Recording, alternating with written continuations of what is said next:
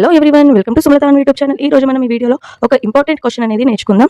625 into -35 plus -625 into 65 equal to 0. ఇవి two మెథడ్స్లో మనం solve చేయొచ్చు. ఫస్ట్ వచ్చేసి ఈ టూ టర్మ్స్ని ఇంటూ చేసి, అలాగే ఈ టూ టర్మ్స్ కూడా ఇంటూ చేసి రెండింటిని ప్లస్ కానీ మైనస్ కానీ చేస్తే మనకు ఆన్సర్ వస్తుంది. కానీ ఇంటూ చేయడం అనేది చాలా పెద్ద ప్రాసెస్ కాబట్టి ఈ టూ టర్మ్స్లో కూడా ఏం కామన్ ఉంది?